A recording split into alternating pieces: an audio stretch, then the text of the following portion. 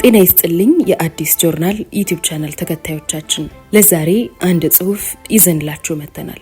ላይክ፣ ሰብስክራይብ፣ ሼር በማድረግ ሐሳባችሁን ደግሞ ኮሜንት ላይ በማስፈር አብራችሁን ሁኑ።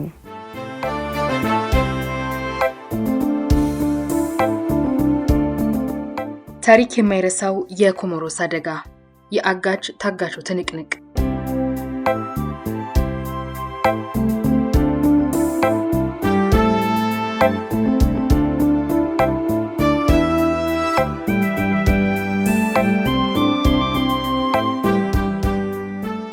ህዳር 14 ቀን 1989 ዓ.ም ማለዳ ልጄ ማያ የመኝታ ክፍላችንን በር ከፍታ ስትገባ ከእንቅልፌ ነቃው። ዛሬ ልደቷ ነው።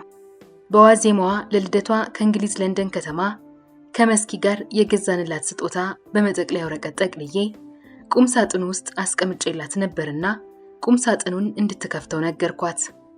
ልክ የተጠቀለለውን የልደት ስጦታ ስታይ መልካም ልደት የሚለውን መዝሙር አዜምላት ጀመር።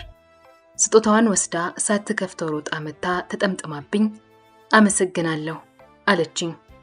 ስጦታዋ ሶኒ ዋክማን ነበር። ባትሪ ድንጋይና ካሴት አስገብቼላት ሙዚቃውን ማጣጣም ጀመረች። ከዚህ በፊት በነበረኝ በረራ መስኪ አብራኝ እንድትጓዝ አሳመኛት። ወደ ለንደን አንድ ላይ በረርን። የልብ ወዳጃችንና እንደ ወንድም የምናየው ግርማ ተሊላ ከቤተሰቡ ጋር በለንደን ከተማ ይኖራል። ግርማ ተሊላ በለንደን የኢትዮጵያ አየር መንገድ የጥገና ክፍል ኃላፊ ነበር። እኔም የ60 ሰዓት ረፍቴን ጨርሼ መስኪ ከግርማና ከቤተሰቡ ጋር እንድትቆይ አድርጌ ወደ አዲስ አበባ መመለስ ነበረብኝ። ምክንያቱም አዲስ አበባ ከደረስኩ በኋላ በሚቀጥለው ቀን በረራ ስለነበረኝ ነው።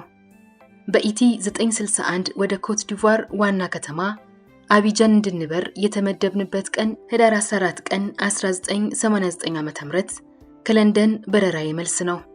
የዚያ ቀን ጠዋት ላይ እንደተለመደው ልጆቻችን ማያና አልፋ ልብሳቸውን እንዲለብሱና ቁርሳቸውን እንዲመገቡ ነገርኳቸው። ያን ቀን በጀርመን ቤተክርስቲያን ቅጥር ግቢ ውስጥ የባዛር ዝግጅት ስለነበር ማያና አልፋን አብረዋቸው ወደዚያ ከሚሄዱ የክፍል ጓደኞቻቸው እናት ወይዘሮ መንበረ ዘንድ ወስዳ ከፕሮግራሙ መጠናቀቅ በኋላም ማያንና አልፋን ወደ ቤት እንዲመልሷቸው ተነጋግረን ተለያየን። ቀኑ ብራና ሰማዩም የጠራ ነበር። የበረራ ልብሴን ለብሼ የጉዞ ቦርሳዬንና ሻንጣዬን በመያዝ መኪናዬን ወደ አቆምኩበት ቦታ መራው። ቦርሳዎቼን መኪና ውስጥ ካስገባው በኋላ የመኪናውን ሞተር ለማስነሳት ስሞክር አልነሳለኝ። ይህ የተለየ ክስተትና ከዚህ በፊት ያላጋጠመኝ ችግር ነበር። መስሪያ ቤት ስልክ ደውዬ ለተረኛው የስምሪት ባልደረባ የመኪናዬ ሞተር ሊነሳ እንዳልቻለና የመስሪያ ቤቱ መኪና ተልኮልኝ የበረራ ቁጥጥር ወደሚደረግበት ቢሮ መተው እንዲወስዱኝ ነገርኳቸው። ሁል ጊዜ ወደዚህ ቢሮ ሄደን ሪፖርት ማድረግ የሚጠበቅብን ሲሆን ስለ በረራውም ገለጻ የምናገኘው እዚያ ነው። በስልክ ስለ መኪናዬ መበላሸት ከሚመለከተው ሰው ጋር እየተነጋገርኩ ሳለ ዮናስ የዛን ቀን በረራ ረዳት አብራሪው ስለነበር ንግግራችንን አድምጦ ነበርና እሱ እኔ ቤት ድረስ መጥቶ እንደሚወስደኝና የአየር መንገዱ መኪና እንዳይሄድ ነገራቸው። ለበረራው የሚያስፈልጉኝን ወሳኝ መረጃዎች ካደመጠ በኋላ ወደ መኖሪያ ቤቴ መጣ። ሰላምታ ከተለዋወጥን በኋላ እየተጨዋወትን እየተሳሳቅን ወደ ኤርፖርት ሄድን። በቅርቡ ስለተወለደችው ሴት ልጁና አሜሪካ ሚስቱ ጋር ደውሎ ያወሩትን እያወጋኝ ኤርፖርት ደረስን።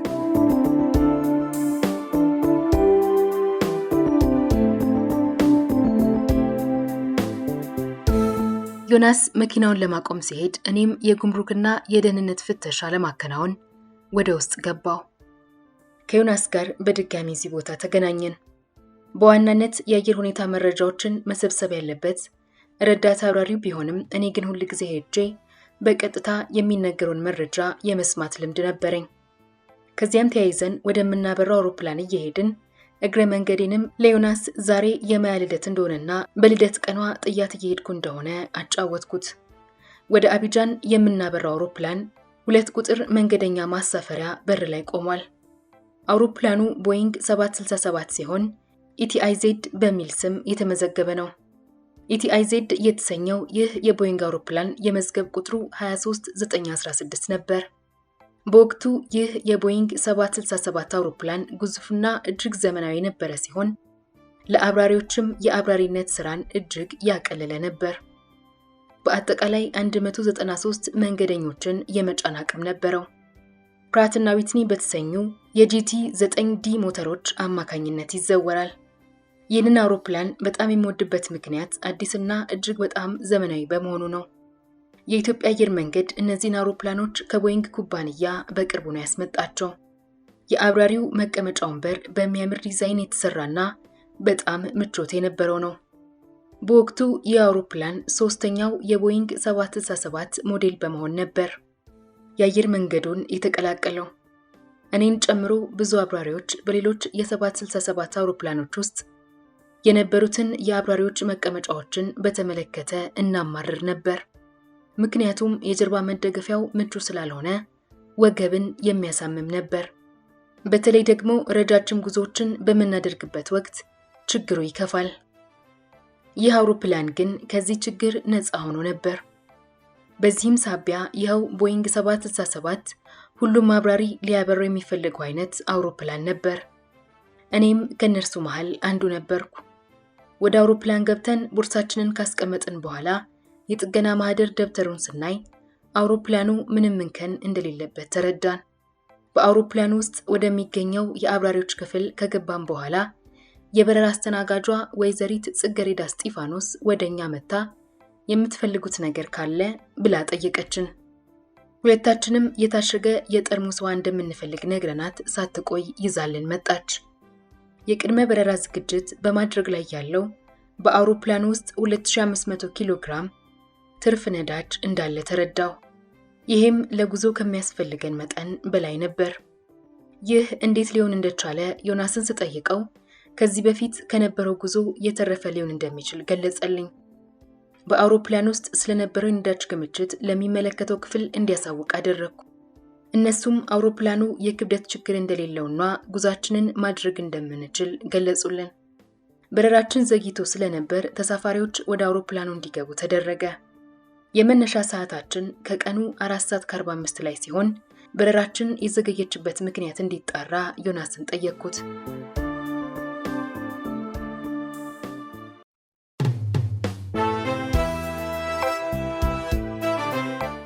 ዮናስም በረራው የዘገየበት ዋናው ምክንያት ሌሎች ከሌላ ሀገር በረራ መጥተው ጉዟቸውን በዚህ መስመር የሚቀጥሉ መንገደኞች ባለመምጣታቸው እንደሆነ አሳወቀኝ። ከህንድ የሚመጡና በእኛ አውሮፕላን ተሳፍረው የሚሄዱ መንገደኞችም እንዳሉ ነገረኝ።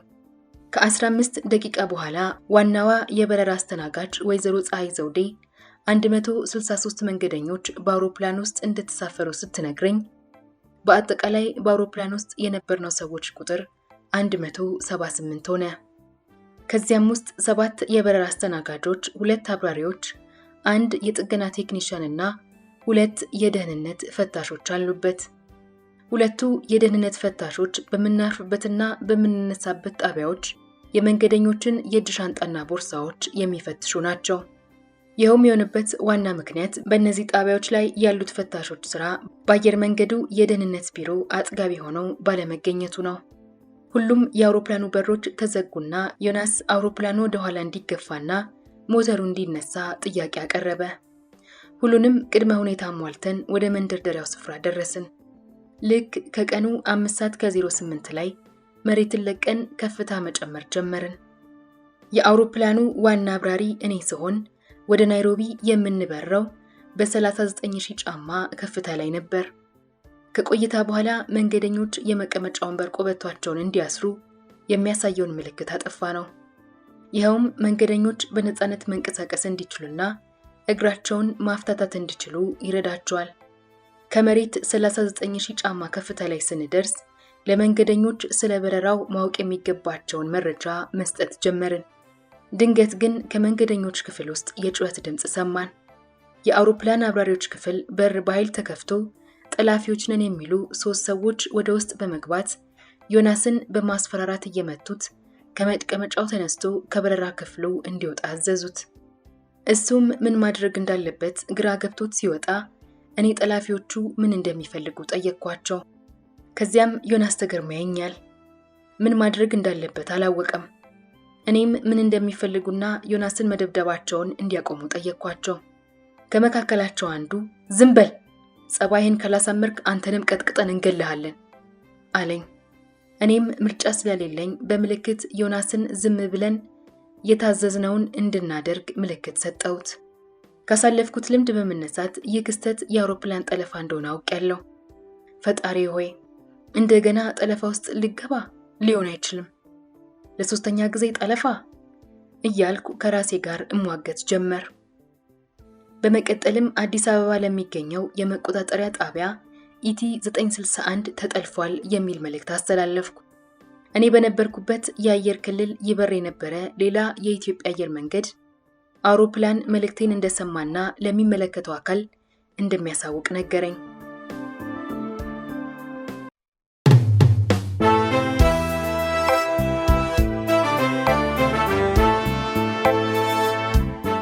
የጠላፊዎቹ ግትርነትና የአየር ትራፊክ ተቆጣጣሪው ሙግት። ዮናስ ከአብራሪዎቹ ክፍል እየወጣ ያለ ቀኝ ትከሻይን መታ አደረገኝ። መልእክቱ እንደገባኝ እግዚአብሔር ይርዳህ ማለቱ ነበር። ከጠላፊዎቹ አንዱ ወደ አውስትራሊያ ነው መሄድ የምንፈልገው በማለት ጮኸ። እኛ የምንላችሁን ካላደረጋችሁ ደብድበን እንገላችኋለን፣ ደግሞም ሁላችንም አብረን እንሞታለን በማለት በጩኸት አንባረቀ። ቀጥሎም በአውሮፕላኑ የተለያዩ ክፍሎች ውስጥ 11 መሳሪያ የታጠቅን ጠላፊዎች እንገኛለን። የእጅ ቦምብ ይዘናል። እኛ የምንፈልገውን ነገር ካላደረጋችሁ ይህንን አውሮፕላን እናጋየዋለን በማለት አስፈራራኝ። ዮናስ ከበረራ መቆጣጠሪያ ክፍል እንደወጣ ከጠላፊዎቹ መካከል አንደኛው ለእሳትና ለአደጋ ጊዜ ተብሎ በበረራ መቆጣጠሪያ ክፍል ውስጥ የተቀመጠውን መጥረቢያና የእሳት ማጥፊያ አንስቶ በመውሰድ የአብራሪው መግቢያ በር ላይ ቆመ። ሁለተኛው ጠላፊ በጥቁር ሹራብ የተሰራ የፊት ጭንብል ያጠለቀ ሲሆን ባጠለቀው ረጅም እጀታ ያለው የእጅ ጓንት ውስጥ ቦምብ የሚመስል ነገር ሸፍኖ ይዟል። የያዘው ቦምብ እንደሆነ እየተናገረ ከካፒቴኑ መቀመጫ ጀርባ ሄዶ ተቀመጠ። ይህ ጠላፊ ከዚያ ሰዓት ጀምሮ አውሮፕላኑ እስከሚከሰከስበት ጊዜ ድረስ ይህንን ወንበር አልለቀቀም ነበር። ሶስተኛው ጠላፊ የቡድኑ መሪ ይመስላል። እሱም መጥረቢያውን ከሁለተኛው ጠላፊ ተቀብሎ ሄግ የተሰኘውን የስኮትላንድ ውስኪ ጠርሙስ በሌላኛው እጁ ጨብጦ በረዳት አብራሪው መቀመጫ ላይ ተሰየመ። ከዚያም የጉዞ አቅጣጫችንን ወደ አውስትራሊያ እንድናደርግ ዝርዝር መመሪያዎችን ይሰጠኝ ጀመር። በመቀጠልም እናንተ አብራሪዎች የአውሮፕላን ጠላፊዎችን ለማክሸፍ በርካታ ዘዴዎችን እንደምትጠቀሙ እናውቃለን። እንደዚህ አይነት ነገር ለማድረግ ብትሞክሩ አንድ በአንድ ተሳፋሪዎችን የምንገድል ሲሆን በመጨረሻም አንተን እንገድልሃለን በማለት ዛተብኝ። እኔም እነሱ እንደሚያስቡኝ አይነት ሰው እንዳልሆንኩና የተሳፋሪዎችን ሕይወት አደጋ ላይ የሚጥል ነገር የማደርግ ግዴለሽ ሰው እንዳልሆንኩ ነገርኳቸው። የበረራ አቅጣጫዬን ወደ ኬንያ ሞምባሳ ደሴት አስተካከልኩ። ዋናው የጠለፋው መሪ የሚመስለው ሰው ሰላምታ የተሰኘውን የኢትዮጵያ አየር መንገድ የበረራ መጽሔት በማምጣት ቦይንግ 767 ነዳጅ መሙላት ሳያስፈልገው ለ11 ሰዓታት ያህል መብረር እንደሚችል ጠቆመኝ። አስከትሎም አውስትራሊያ ከዚህ የበለጠ እንደማይርቅና ነዳጅ ያጥረኛል የሚል ጉዳይ እንዳላነሳ አሳወቀኝ። ይህንን መረጃ ተስማማውበት። ነገር ግን ይህንን አጠቃላይ መረጃ እንጂ ከኛ በረራ ጋር በተለየ መልኩ የሚሄድ አልነበረም። በመቀጠልም እነሱ ያነበቡትና እኛ ያለንበትን ሁኔታ ማብራራት ጀመርኩ። እኛ በአውሮፕላን ውስጥ ያለን ነዳጅ ወደ ናይሮቢ ሊያደርሰን የሚችል ሲሆን እዚያ ማረፍ ባንችል ሞምባሳ ድረስ ብቻ ሊያደርሰን የሚችል የነዳጅ መጠን እንደያዝንና የነዳጅ መጠን አመላካቹን በጣቴ በመጠቆም አሳየዋቸው። በተጨማሪም መጽሔቱ ላይ እንዳነበቡት 64000 ኪሎ ግራም ነዳጅ እንደሌለና ያለን መጠን 12000 ኪሎ ግራም ብቻ መሆኑን ነገርኳቸው። የነዳጅ መጠን አመላካቹንና ለምን ያህል ጊዜ በአየር ላይ መቆየት እንደምንችል በድጋሚ ጠቆምኳቸው። የኢትዮጵያን የአየር ክልል ጨርሰን ወደ ኬንያ የአየር ክልል ስንገባ ናይሮቢ ከሚገኘው የአየር ትራፊክ መቆጣጠሪያ ጋር ግንኙነት በማድረግ ስላጋጠመን የጠለፋ ሁኔታና በአሁኑ ጊዜ በ39000 ጫማ ከፍታ ላይ ሆነን ወደ ሞምባሳ አየር ማረፊያ እያቀናን እንደሆነም አሳወቅኳቸው። ሞምባሳ ለማረፍ መወሰን አለመወሰናችንን እንዲሁም ለመድረስ ምን ያህል ጊዜ እንደሚቀረን ጥያቄ አነሳልኝ። እኔም ጠላፊዎቹን ሞምባሳ ማረፍ እንችል እንደሆነና ነዳጅ ቀርተን ጉዞአችንን ወደ አውስትራሊያ እንድንቀጥል ሐሳብ አቀረብኩ። ጠላፊዎቹ ግን ይህንን ለማድረግ ፍቃደኛ አልነበሩምና አቋማቸውን ናይሮቢ ለሚገኘው የአየር ትራፊክ ተቆጣጣሪ አሳወቁ።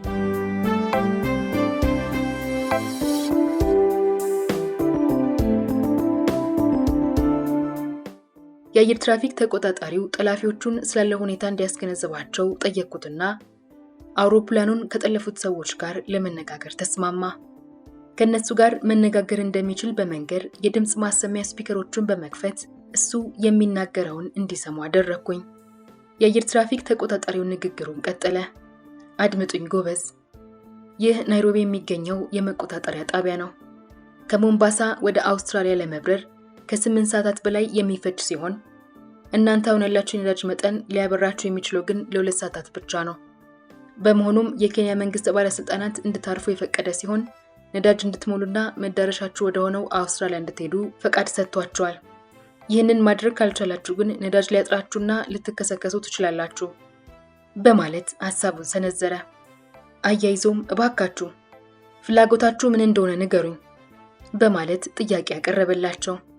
ይህንን መልእክት የሰሙ ሲሆን እኔንም ሬዲዮን እንዳጠፋ በመንገር ጆሮዬ ላይ ያለውን ማዳመጫ ከጭንቅላቴ ላይ ከነሳ በኋላ የፀሐይ መነጽሬንም ከፊቴ ላይ አውልቆ አሽቀነጠረው።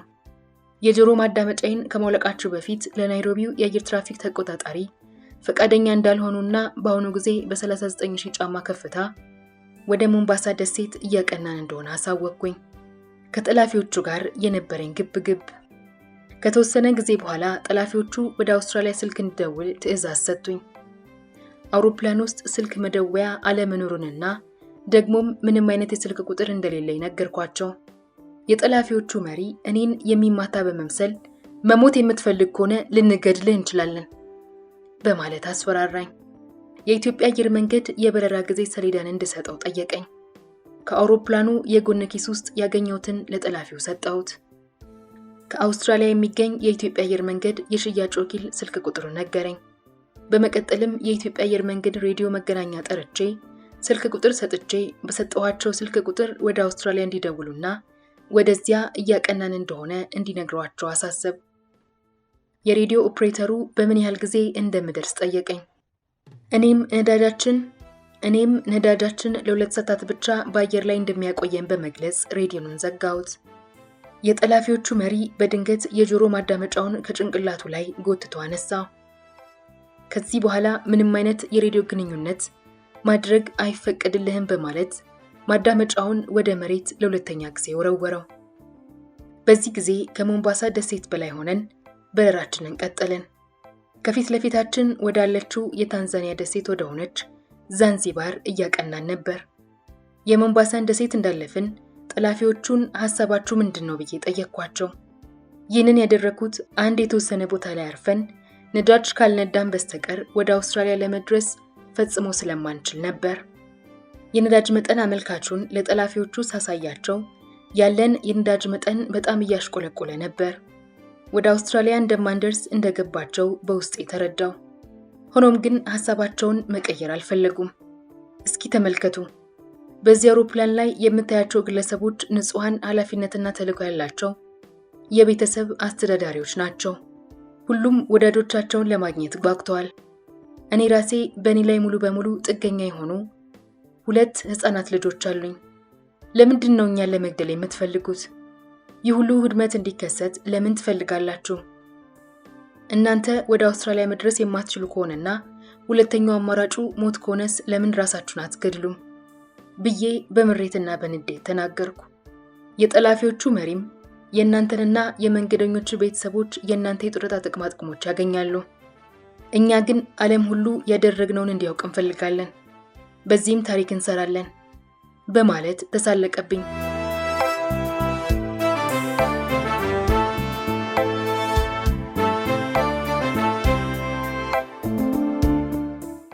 በዚህ ጊዜ ዋና ጠላፊው በጣም ብዙ መጠን ያለው አልኮል እየጠጣ ነበር። ከኔ በስተጀርባ የተቀመጠው ጠላፊ ደግሞ ካቲካላ የተሰኘውን ባህላዊ መጠጥ እየጠጣ ነው። መጠጡን በሽታው አውቄዋለሁ። መሪያቸው ደግሞ ለኔ መመሪያ እየሰጠ ወደ አውሮፕላኑ መንገደኛ ክፍል በመሄድ ብላክ ሌብል የተሰኘውን የስኮትላንድ ውስኪ በማምጣት በኔ ፊት ከፍቶ አብሬው እንድጠጣ ጠየቀኝ። እኔ ግን ያንን ለማድረግ ፈቃደኛ እንዳይደለውና አውሮፕላን አብራሪ በበረራ ላይ እያለ መጠጥ መጠጣት በዓለም አቀፍ ሕግ የተከለከለ መሆኑን ገለጽኩለት።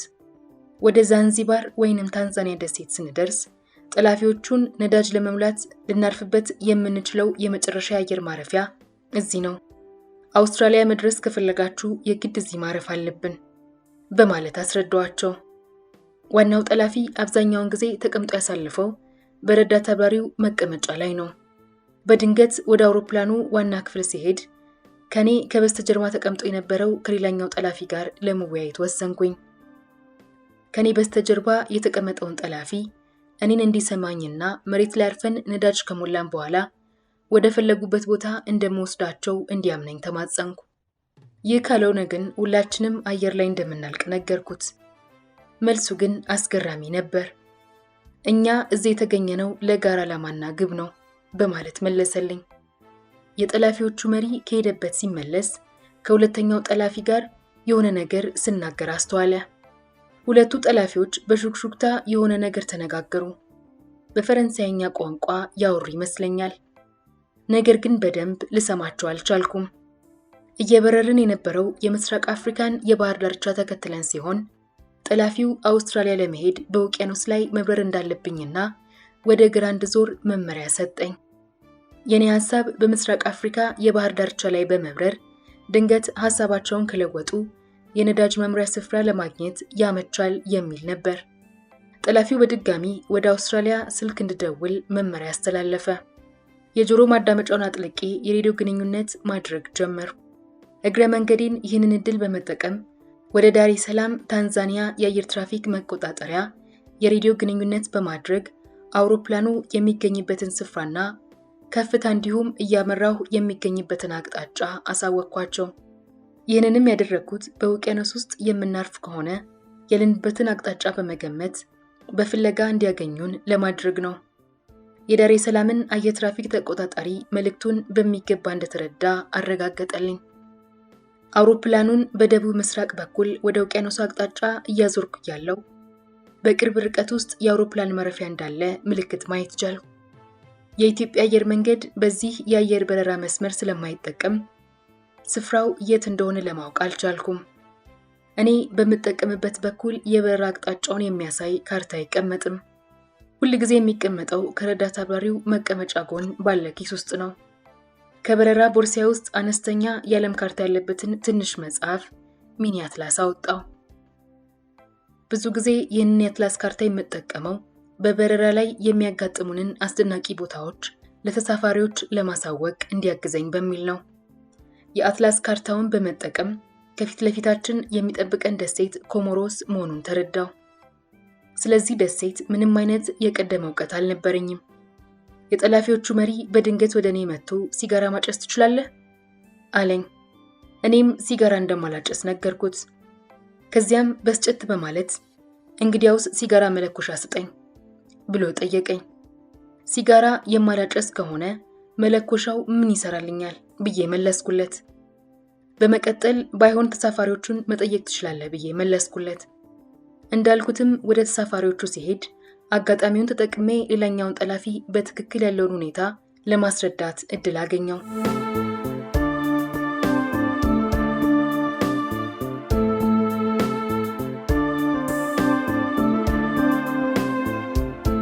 እሱ ግን እኔን ለመስማትና ሁኔታውን ተረድቶ ጓደኞቹን ለማሳመን ፈቃደኛ አልነበረም። በዚህ ጊዜ የጠለፋውን ሁኔታ ሊቀይሩ የሚችሉ በርካታ አማራጮችን ማሰላሰል ጀመርኩ። ነገር ግን አብራሪ ክፍል ውስጥ ብቻዬን ስለነበርኩ ምንም ለማድረግ አልቻልኩም። እንዴት ብዬ ወንበሬንና በረራውን ትቼ ልነሳ እችላለሁ? እነርሱ እንደነገሩኝ ከሆነ ደግሞ 11 ናቸው። 2 በአብራሪ ክፍል ውስጥ ከኔ ጋር አሉ። እንዲሁም ደግሞ ሶስተኛው ጠላፊ በአብራሪውና በተሳፋሪዎች ክፍል ባለው በር መካከል ቆሟል። ይህ ጠላፊ ወደ አብራሪው ክፍል የሚያስገባውን በር እየጠበቀ ነው። የኢትዮጵያ አየር መንገድ የአብራሪዎች መመሪያ ላይ የተጠቀሰውን ማሳሰቢያ አስታወስኩ። አብራሪዎች ሁልጊዜም በጠለፋ ወቅት መረጋጋት ይኖርባቸዋል። ከጠላፊዎች ጋር ለመተባበር ጥረት በማድረግ ተሳፋሪዎችን ለአደጋ ከሚያጋልጥ ድርጊት መቆጠብ አለባቸው። እንዲሁም በሐምሌ 1985 ዓ.ም ለአብራሪዎች ይፋ የተደረገው መመሪያ ጠላፊዎቹን መተባበርና ለሚጠይቋቸው ጥያቄዎች ተገቢውን ምላሽ መስጠት የበርካታ ተሳፋሪዎችን ሕይወት ለመጠበቅ ወሳኝ ነው። በአጠቃላይ በአውሮፕላን ውስጥ የሚገኙ ሰራተኞች ሊረጋጉና ምክንያታዊነትን ሊከተሉና ሊተገብሩት ይገባል ይላል። መመሪያውን ለመተግበር ወሰንኩ። ከዚያም በአደጋ ጊዜ 2 መስራት ያቆሙ ሞተሮች ያሉትን አውሮፕላን እንዴት ማሳረፍ እንዳለብኝና በውስጡ ያሉ ተሳፋሪዎችን የምታደግበትን ስልቶች ማሰላሰል ጀመር። በመጨረሻ ሰዓት ላይ የሚከሰቱ ያልታሰቡ ሁኔታዎች እንዳይገጥመኝ ተዘጋጀው። የአውሮፕላኑ ዋና አብራሪ እኔ ነኝ። የረዳት አብራሪው፣ የጠላፊዎቹ እንዲሁም የተሳፋሪዎቹ ኃላፊነት ትከሻዬ ላይ ወድቋል። የአብራሪው ክፍል በር በሶስተኛው ጠላፊ እንደተከፈተ ወደ ኋላ ዞሬ መንገደኞች ክፍል ስመለከት አንድ በቴሌቪዥን መስኮት ላይ የማውቀው ሰው ቆሞ ተመለከትኩ። ይህ ሰው አንጋፋው ጋዜጠኛ መሐመድ አሚን ነበር። የአውሮፕላኑን የነዳጅ መጠን ከ4000 ኪሎ ግራም በታች ሲወርድ ጠላፊዎቹን ለመሞት 45 ደቂቃ ብቻ እንደቀረን ነገርኳቸው። የጠላፊው መሪ ግን ስለዚህ ጉዳይ ማወቅ አልፈልግም አለ። መሞት ትፈራለህ እንዴ ብዬ ጠየቅኩት። አልፈራም ብሎ መለሰ። ነገር ግን መቼ እንደሚሞት ማወቅ እንደማይፈልግ ነገረኝ። ትንሽ ቆይቼ ለመሞት 30 ደቂቃ ነው የቀረን ብዬ አሳወቅኩት። ብስጭቱ አይሎበት በያዘው ጠርሙስ የቀኝ ትከሻዬን መታኝ።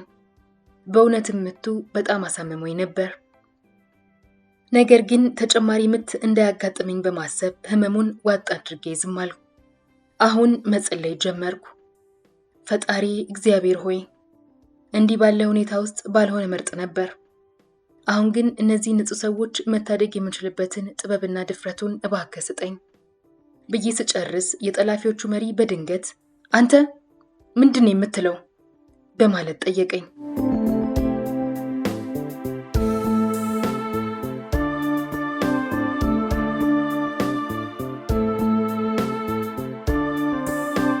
እኔም የአውሮፕላኑን ውስጥ ያለው ነዳጅ ከማለቁ በፊትና ውቅያኖስ ውስጥ ተከስክሰን የአሳ ነባሪ ቀለብ ከመሆናችን በፊት ፈጣሪ የእናንተን ልብ እንዲያራራ በጸሎት እየተማጸንኩ ነው ብዬ መለስኩለት። በዚህ ጊዜ ምንም ነገር ለማለት ድፍረቱን አላገኘም። ወደ ኮሞሮስ ደሴት ስንቃረብ የአውሮፕላን ማረፊያውን መንደርደሪያ አስፋልት መሆኑንና ረጅም እንደሆነ ተመለከትኩ። ይህም የአስፋልቱ ርዝመት ለማረፍ በቂ እንደነበር አየው። በአሸዋማ የባህር ዳርቻ ላይ እየተዝናኑ የነበሩ ሰዎችን እንዲሁም የመዝናኛ ጀልባዎችን ተመለከትኩ። የአውሮፕላኑ ነዳጅ በፍጥነት እየተሟጠጠ ነው። እኔም የፈለገው ቢፈጠር ከዚህ ርቆ ላለመሄድ ወስኛለሁ። ከኔ በስተጀርባ የተቀመጠው ጠላፊ ለጠለፋ መሪው አንድ ደሴት አካባቢ እንደደረስን አሳወቀው። እኔም አጋጣሚውን በመጠቀም እዚህ ካላረፍን ሁላችንም ማለቃችን ነው ብዬ አሳወቅኳቸው። ጠላፊውም የምንፈልገውም ይህንን ነው በማለት ምላሽ ሰጠኝ። በተጨማሪም ከአውስትራሊያ በቀር ከየትኛውም የመሬት አካል እንድንርቅ ጥብቅ መመሪያ ሰጠኝ። ምንም ቢፈጠር የመጨረሻ ዕድሌ እንደሆነ በመወሰን በአካባቢው ሰፋ ያለ ክብ እየሰራው ማንዣበብ ጀመርኩ። መሪያቸው በድጋሚ በረዳት አብራሪው መቀመጫ ላይ በመቀመጥ የአቅጣጫ ጠቋሚ እጀታውን ሳዞር ተመለከተ። እኔ እያዞርኩበት ወዳለውበት አቅጣጫ በድጋሚ ያዞረው። ይህንንም ማድረጉ ይበልጥ እንድንሽከረከር ያደረገ ሲሆን ለኔ የተሻለ ነገር ሆነልኝ። እሱ ግን እኔ ያዞርኩትን መንካቱ ነው እንጂ ምን እያደረገ እንደነበር አላወቀም። ማረፊያውን በመመልከት ምንድነው የምታየው አለኝ። እኔም ልናርፍበት የምንችለውን የመጨረሻ አማራጭ የሚሆን አየር ማረፊያ አለ ብዬ መለስኩለት። ነዳጁ አነስተኛ ስለሆነና ሞተሮቹ በማንኛውም ሰዓት መስራታቸውን ሊያቆሙ ስለሚችሉ የነዳጅ መጠን ጠቋሚዎቹን በማሳየት ገለጽኩለት። ይኸውም የአውሮፕላኑ ከፍታ ማመልከቻ ላይ በመጠቆም ከ39,000 ጫማ በፍጹም ዝቅ ማለት እንደሌለብኝ ነገረኝ። የአውሮፕላኑ ነዳጅ ሲያጥር ሞተሮቹ ይጠፉና አውሮፕላኑ በራሱ እንደሚያሽቆለቁል ነገርኩት። አውሮፕላኑ አቅጣጫ መቀያየሪያውን እያዞረው ስለነበር መሽከርከሩን ቀጥሏል። ይህ ልናርፍበት እንችል ከነበረው የአየር ማረፊያ ከ15 እስከ 20 ማይል በደቡብ አቅጣጫ እንድርቅ አስገደደኝ። በዚህ ሰዓት ላይ የቀኝ ሞተር ነዳጅ የማይደርሰው ስለሆነ እኔም በግራና በቀኝ ሞተሩ መካከል ያለውን ልዩነት እንዲሁም ሞተሩ ነዳጅ መጨረሱን የሚያሳዩ ምልክቶችን ለጠላፊው ጠቆምኩት። መቼም ቢሆን መውረድ እንደሌለብኝ በመንገር ወደ አውሮፕላኑ ዋና የተሳፋሪዎች ክፍል አመራ። እኔም ለራሴ እነዚህ ሰዎች ጤነኛ አይደሉም፣ ራሳቸውን ለማጥፋት ቆርጠው ተነስተዋል ብዬ አሰብኩ። ነገር ግን ለምን እነዚህን ሁሉ ንጹሃን መግደል ይፈልጋሉ? ሞተሩ እንደተበላሸ በማየት በአውሮፕላን ማረፊያው ላይ እንዳርፍ እንደሚፈቅዱልኝ ተስፋ ማድረጌን ቀጠልኩ። አውሮፕላኑ በአንድ ሞተር ብቻ ከዚህ ከፍታ ላይ መቆየት ስለሚከብደው ቁልቁል መውረድ ጀመርኩ። በተጨማሪም አጋጣሚውን በመጠቀም ማይክሮፎኑን በማንሳት ለተሳፋሪዎች መግለጫ ሰጠው። ክቡራትና ክቡራን፣ እኔ ካፒቴናችሁ ነኝ። በነዳጅ እጥረት ምክንያት አንደኛው ሞተራችን መስራት አቁሟል። እንዲሁም ሁለተኛው ሞተር በቅርቡ መስራቱን ያቆማል። የአደጋ ጊዜ አስተዳረፍ እያቀድኩ ነው። በአሁኑ ጊዜ ልነግራችሁ የምችለው ይህንን ብቻ ሲሆን በጠላፊዎቹ ላይ ማድረግ የምትችሉትን በሙሉ እንድታደርጉ አሳስባለሁ። ይህንን መግለጫ በምሰጥበት ጊዜ የኔ ሐሳብ ለበረራ ሰራተኞችና ለዮናስና ለተሳፋሪዎቹ የሁኔታውን አስከፊነት ለማሳወቅ በጠላፊዎቹ ላይ እንዲያምፁ ለማነሳሳት ነበር። ብዙም ሳይቆይ መሪያቸው በአብራሪ ክፍል ውስጥ በመግባት ማይክሮፎኑን ከእጄ ሲመነጭቀው ማይክሮፎኑ በአብራሪ ክፍሉ ወለል ላይ ወደቀ። ጠላፊውም በረዳት አብራሪ ወንበር ላይ ተቀምጦ የበረራ መቆጣጠሪያዎቹን ይዞ ለማብረር ይታገል ጀመር። እግዚአብሔርን እንዲረዳኝ ተማጸንኩት። አሁን በአውቶማቲክ በረራ መቆጣጠሪያ አማካኝነት ከነበርንበት ከፍታ 39000 ጫማ ወደ ታች መውረድ ጀመርን። ደጋፊ የኤሌክትሪክ ኃይል የሚሰጠውን ሞተር አስነሳሁት። ይህም የተበላሸውን ሞተር ተክቶ የሃይድሮሊክ ኃይልና የኤሌክትሪክ ኃይል ለመስጠት የሚደረግ መደበኛ አሰራር ነው። እሱ ከመቆጣጠሪያው ጋር ሲታገል ሳያስበው አውቶ አብራሪውን አጠፋብኝ። ከዚያም ለምንድን ነው ወደታች የምትወርደው በማለት አንባረቀብኝ። አውሮፕላኑን መልሼ ለመቆጣጠር እየታገልኩ ሞተሩ ሲጠፋ ወደታች መውረዳችን የማይቀር ነገር መሆኑን ነግሬው እንደነበር አስታወስኩት። የተለያዩ የበረራ መቆጣጠሪያዎችን እየነካካ አውሮፕላኑን ከቁጥጥር ውጪ ሊያደርግብኝ ሲታገል መልሼ ለማስተካከል ከሱ ጋር እየተፋለምኩ ነበር። በእኔ የበረራ ታሪክ ውስጥ ይህ እጅግ አደገኛው ጊዜ ነበር። ከ39000 ጫማ ከፍታ በማሽቆልቆል ወደ 21000 ጫማ ስንጠጋ የግራ ሞተሩና ተጨማሪ የኤሌክትሪክ ኃይል የሚሰጠው ሞተር መስራታቸውን አቆሙ። በዚህ ጊዜ ደም ከሰውነቴ እየፈሰሰ እንዳለ የሚመስል ስሜት ተሰማኝ። ሁለቱንም ሞተሮች እንዳጣንና በአሁኑ ጊዜ እንደ ትልቅ ግዙፍ መርከብ እየተንሳፈፍን እንደሆነ ነገርኩት። ከ20000 ጫማ በታች ዝቅ እንዳትል ብሎ አስጠንቅቆኝ ከተቀመጠበት ተነሳ። አሁን ምንም አከራካሪ ነገር የለም፣ ሁላችንም መሞታችን ነው አልኩት። ወደ አውሮፕላኑ ዋና ክፍል ደርሶ ተመለሰ። እሱ በአውሮፕላኑ መቆጣጠሪያዎች ላይ ከነበረው ጣልቃ ገብነት ሲርቅልኝ አውሮፕላኑን ለመቆጣጠር ቀለለኝ። ሁሉም በሃይድሮሊክ ይሰሩ የነበሩ የመቆጣጠሪያ መሳሪያዎች በማይሰሩበት ጊዜ የአየር ተንባይን ብቻ ለበረራ ቁጥጥር የሚረዳ ሃይድሮሊክ እያቀረበ አውሮፕላኗ የምትንቀሳቀስበት የበረራ አቅም እንዳላት አውቅ ነበር። ጥቅምት 28 ቀን 1983 ዓ.ም ከኢትዮጵያ አየር መንገድ B767 ውስጥ አንዱ የምዝገባ ቁጥሩ ኢቲአይኤፍ የሆነው አውሮፕላን አስመራ አውሮፕላን ማረፊያ ላይ ቆሞ በነበረበት ሰዓት በኤርትራ ነጻነት ግንባር ተገንጣይ ቡድን ተምዘግዛጊ ሚሳኤል ተመቶ ከፍተኛ ጉዳት ደርሶበት ነበር። በሚያዝያ 27 ቀን 1983 ዓ.ም ረጅም ጊዜ የፈጀና አድካሚ የሆነ ጥገና በቦይንግና በኢትዮጵያ አየር መንገድ የጥገና ቡድን ከተከናወነ በኋላ የመረከቢያ ሙከራ በረራውን እንዲበር ተደርጎ ነበር። በዚያን ጊዜ እኔ ረዳት አብራሪ የነበርኩ ሲሆን ይህ የሙከራ በረራ በኢትዮጵያ አየር መንገድ ሲከናወን የመጀመሪያው ነበር። በወቅቱ የስልጠና ዳይሬክተር የነበሩት ካፒቴን ኢሳያስ ላቀውና የስልጠና ክፍሉ ኃላፊ የነበሩት ካፒቴን ኢያሱ ጉተማ በዋና አብራሪነት ተመድበው ነበር።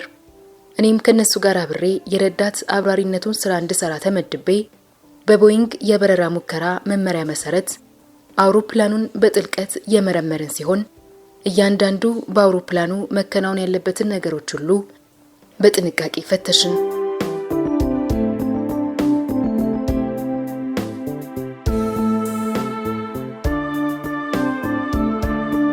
ሁለቱ አብራሪዎችና እኔ በተለያየ ብልሽት ወቅት አውሮፕላኑ እንዴት ሊሰራ እንደሚችል ብናውቅም በውን በመጻፉ ላይ የተጻፉትን ሁሉ መንገደኛ በተሳፈረበት አውሮፕላን ላይ ለማድረግ መሞከር የማይፈቀድ የነበረ ሲሆን ይህ ያሁኑ አጋጣሚ ግን ያንን ለማድረግ ሁነኛ ክስተት ሆነልኝ። ሁሉም የሃይድሮሊክ መሳሪያዎች በማይሰሩበት ጊዜ በነፋስ ኃይል የሚሰራ የአየር መቅዘፊያ ውልብልቢት የተወሰነ የበረራ መቆጣጠሪያዎችን ማንቀሳቀስ የሚችል የሃይድሮሊክ ኃይል ያቀርባል። ይህም ሁለቱም ሞተሮች ሲጠፉ በእነሱ ተነስቶ በአፋጣኝ መንቀሳቀስ ይጀምራል። ይህንን ማውቄ ቢ767 የተለያዩ እክሎች ቢያጋጥሙት እንኳን አውሮፕላኑን ማብረር እንደሚቻል እንድተማመን አድርጎኛል። በዚህ ጊዜ የነበረው ልዩነት ሁለቱም ሞተሮች መስራት በማቆማቸው የነበረው ብቸኛ የበረራ መቆጣጠሪያዎች የኃይል ምንጭ ከአየር ተርባይን የሚገኘው የሃይድሮሊክ ኃይል መሆኑ ነው። ሁለቱ ሞተሮች መስራት በማቆማቸው ምንም አይነት የሞተር ድምጽ ስላልነበር ጸጥታ ሰፈነ። ሁኔታውም አንዳች ግዙፍ ተንሳፋፊ አካልን እንደማብረር የሚቆጠር ነበር። እኔ በኮሞሮስ አውሮፕላን ማረፊያ ላይ ለማሳረፍ አቅጄ የነበረ ቢሆንም ከ15000 ጫማ በታች ስናሽቆለቁል ከጠላፊው ጋር እየታገልኩ ስለነበር የአውሮፕላን ማረፊያ ቦታ ከእይታዬ ተሰውሮ ጠፋብኝ። መጨረሻም የመንደርደሪያውን ቦታ ስመለከት ልደርስበት እንደማልችል ስለተረዳው ከዚያ ይልቅ አሸዋማ የባህር ዳርቻ ስላየው እዛ ላይ የውሃ ላይ አስተራረፍ ለማድረግ ወሰንኩ። አውሮፕላኑ እጅግ ፈጣን በሆነ የመምዘግዘግ ሂደት ላይ ሳለ ለምንድነው ከፍታን ለቅ የምትወርደው ብሎ ተቆጣና ለሁለተኛ ጊዜ ቀኝ ትከሻዬን በጠርሙስ መታኝ። እኔም ትከሻዬ ከላይ ላይ ተቆረጠ ያህል እየተሰማኝና ባረፈብኝ ምት እንደደነዘዝኩ መቆጣጠሪያዎች ላይ መፋለሜን ቀጥዬ ተወኝና ስራዬን ልስራበት በማለት ጮኩበት። በዝቅተኛ ከፍታ ወደ ባህር ዳርቻው እያመራው ነው። ከባህር ውሃ ወለል በላይ ያለኝ ከፍታ ምን ያህል እንደሆነ እርግጠኛ አልነበርኩም። ከተወሰነ ጊዜ በኋላ በአውሮፕላኑ የመንገደኞች ክፍል ውስጥ ድምጽ ሰማሁ። ጠላፊውም የረዳት አብራሪውን ወንበር ለቆ ተነሳ። በዚህን ጊዜ የሰማሁት የዮናስን ድምጽ ነበር። ወደ አብራሪው ክፍል እየሮጠ ልንሞት ነው፣ እኔ እሱን መርዳት አለብኝ በማለት እየጮኸ መጥቶ ረዳት አብራሪው መቀመጫው ላይ ተቀመጠ። ይህ የሆነው ከመከስከሳችን በፊት 2 ደቂቃዎች ያህል ሲቀረን ነበር። የወንበር ዙሪያ ቀበቶውን አጠበቀ። እኔም የትከሻ መደገፊያውን እንዲታጠቅ አዝዤው ከዚያም የቀኝ እጅ ህመም ስሜት ስለነበረው አውሮፕላኑን ከፍ የማድረጊያው መቆጣጠሪያ መሳብ እንዲረዳኝ ጠየቅኩት። የነበረው የአየር ክፊት አነስተኛ በመሆኑ መቆጣጠሪያዎቹ በራሳቸው እጅግ ጠንካራ ነበር። የትከሻ መደገፊያዬን እስከማስር ድረስ የአውሮፕላኑ አፍንጫ ከፍ እንዲያደርግ ነገርኩት። ነገር ግን እኔ መቆጣጠሪያዎቹን ስለቅለት ምን ያህል ጉልበት ተጠቅሜ እንዲያስኩት ስላላወቀ እሱ ለመያዝ ከበደው። እኔም በአፋጣኝ በኃይል የአውሮፕላኑን አፍንጫ በመጎተት ዮናሱን ጮክ ብዬ ግፊቱን ያዝ አድርግ አልኩት። እሱም እንዳልኩት አደረገ።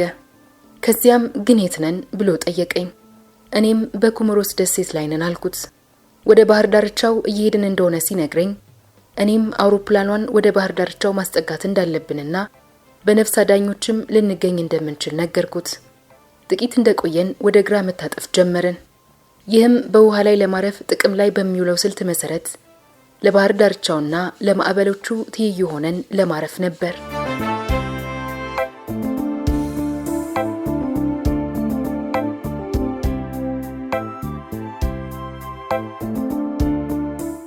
ማስታወሻ ቦይንግ እስካሁን ድረስ 2 ሞተሮች መስራት በሚያቆሙበት ጊዜ አውሮፕላን እንዴት ውሃ ላይ ማሳረፍ እንደሚቻል የሚያሳይ አሰራርና ስልጠና አላዘጋጀም። በሁሉም የቦይንግ አውሮፕላን የስልጠና መመሪያዎች ላይ ተጻፈው ሞተሮች በሚሰሩበት ጊዜ እንዴት ውሃ ላይ ማሳረፍ እንደሚቻል የሚያስረዳ መመሪያ ብቻ ነው። የጠላፊዎቹ መሪ ወደ ባህር ዳርቻው እየሄድን ነው ብሎ ዮናስ ሲናገር ሲሰማ ከዮናስ ጀርባ በመቆም መቆጣጠሪያዎቹን ለመያዝ በድጋሚ መፋለም ጀመረ። ዮናስም እባክተውን ይህንን እንኳን ራሳችንን እንስራ ብሎ ጮህበት። ከዚያም ዮናስና እኔ መቆጣጠሪያዎቹን ያዝን። ሰዎች እየተዝናኑ ከነበሩበት ስፍራ እስከምንርቅ ድረስ ወደ ግራ መታጠፋችንን ቀጠልን። ከዚያም የአውሮፕላኑ ክንፎች የተስተካከለ መደብ እንዲይዙ ለማድረግ ጥረት አደረግን። በ170 ማይሎች በሰዓት የአየር ፍጥነት ዝቅ ብለን የባህሩን ውሃ በስሱ ስንነካ ተሰማን። የመጀመሪያው ንክኪያችን ለስላሳ ነበር። ከአውሮፕላኗ ጋር ማውራት ጀመርኩ። ሉዙ የአውሮፕላኗ የምዝገባ የመጨረሻ ፊደሎች ነበሩ። ኢቲኤአይዜድ አይዞሽ፣ ይህን የውሃ ላይ አስተራረፍ ተጋግዘን ማድረግ እንችላለን። አልኩ በምናቤ አውራት ነበር። የኔ እቅድ አውሮፕላኗ በውሃ ላይ ስታርፍ በአውሮፕላኗ ላይ በተገጠሙት መንሳፈፊያዎች አማካኝነት በአፋጣኝ መንገደኞቹን ከአውሮፕላኑ በማስወረድ ሰዎችን ማዳን እንችላለን የሚል ነበር። ከዚያ ሁለተኛው የተንገጫገጨ ንክኪ ተፈጠረ። በውሃ ላይ ማረፍ እንደዚህ ነው እንዴ እያልኩ ራሴን እየጠየቅኩ ነበር። የሆነ ነገር እንደተፈጠረ ገባኝ። የአብራሪ ክፍሉ መስጠም ሲጀምርና በጨዋማ ውሃ ሲጥለቀለቅ ነው። ወዲያውም ውሃ ወደ አፌ መግባት ጀመረ። ከዚያ የወንበር ቀበቶዬንና የትከሻ መደገፊያዬን ፈታው። ወደ ቀኝ በመዞር ዮናስን ከአብራሪው ክፍሉ እንዲወጣ ልነግረው ስል ዮናስ ግን ቀድሞ ወጥቶ ነበር። ከዚያም የአብራሪ ክፍሉን በካፒቴኑ በኩል የሚገኘውን መስኮት በመክፈት ወጣው። ከውሃ ውስጥ ስወጣ ብዙ የአውሮፕላን አካል ግንጣይ፣ የሚንሳፍፉ ቦርሳዎች እንዲሁም በርቀት የተሰበረውን የአውሮፕላኑን ጭራና ክንፍ በሌላ ስፍራ ላይ ተመለከትኩ። አሁን አውሮፕላኑ እንደተቆራረጠ ተረዳው። ከዚያም በከፊል በአየር የተሞላ የህይወት ማትረፊያ መንሳፈፊያ ያገኘውና እዚያ ላይ ለመውጣት ሞከርኩ። ውሃውን ከፊቴ ላይ ለመጥረግ ግንባሬን ስዳስስ እጄ በደም ተለወሰ። ነገር ግን በግንባሬ ላይ እንዴት ጉዳት እንደደረሰብኝ አላወኩም። ከጥቂት ጊዜ በኋላ ዮናስ ሲጠራኝ ሰማሁ። ከዚያም እኔን ለመርዳት መጣ። እንዴት ነህ በማለት ጠየቀኝ። ደህና አይደለሁም፣ ፊቴ በደም ተለውሷል አልኩት። የአብራሪ ክፍሉን መስኮት ለመክፈት ስፍጨረጨር የጠጣሁት ጨዋማ ውሃ የህይወት ማትረፊያ መንሳፈፊያውን እስከሚይዝበት ጊዜ ድረስ እያሳለኝ ነበር። የውሃው የሙቀት መጠን በጣም ዝቅተኛ ነበር። የአዲስ አበባ የቅድመ በረራ ቆይታን ጨምሮ በአብራሪ ክፍል ውስጥ ለ4 ሰዓታት ያህል ስለቆየው የውሃው ቅዝቃዜ ሰውነትን የሚያድስ ሆኖ አገኘሁት። ከዚያም ዮናስ በጠራቸው ጀልባዎች ውስጥ የነበሩ የነፍስ አድን ባልደረቦች ሁለታችንን ብቻ ወደ ባህር ዳርቻው አደረሱን። በዚህ ጊዜ በጣም ደክሞኝ ነበር። እፎይታ ስለተሰማኝ ለማሸለብ ስሞክር ዮናስ ደግሞ ደጋግሞ እየጠራኝ እንቅልፍ ከወሰደኝ ላልነቃ እንደምችል አስጠነቀቀኝ። እውነትም ከጥቂት ጊዜ በኋላ እንቅልፍ ቢወስደኝ ኖሮ ላገግም የማልችልበት ሁኔታ ይፈጠር እንደነበር በሐኪሞች ተነግሮኝ ነበር። ላጋላዋ የባህር ዳርቻ ካደጋው በኋላ በባህሩ ዳርቻ ላይ ስንደርስ በከተማዋ ሆስፒታል ውስጥ የሚሰራ ኢትዮጵያዊ የሕክምና ዶክተር እንዳለ የሆነ ሰው ነገረን። የሕክምና ባለሙያዎቹ ከተቀበሉን በኋላ ከሐኪሞቹ አንዱ ፊቴ ላይ ደም ተመልክቶ ቁስሉን ማከም አለብን ብሎ መስፋት ጀመረ። ቁስሉ ግንባሬ ላይ ስለነበር በሚሰፋበት ጊዜ በጣም ህመም ተሰማኝ። በተጨማሪም በቀዝቃዛው የባህር ውሃ ውስጥ የኔ ደንብ ልብስ ሸሚዝና ሱሪ ረጥበው ስለነበር ከቅዝቃዜው የተነሳም እየተንቀጠቀጥኩ ነበር። አንድ ሰው ነጭ ካናቴራ ሰጠኝና ለበስኩ። ዮናስም በወቅቱ አፍንጫው እየደማ ነበር። የተረፉትን የማዳን ጥረት ቢቀጥልም በማንኛውም ጊዜ ቦምቡ ሊፈነዳ እንደሚችል ተፈርቶ ነበር። ሆኖም ግን ማን አውሮፕላን ውስጥ ቦምብ አለ ብሎ እንደተናገረ አላውቅም። ከዚያም የማዳን ሂደቱን እንዲቀጥሉና ምንም አይነት ቦምብ እንደሌለ ነገርኳቸው።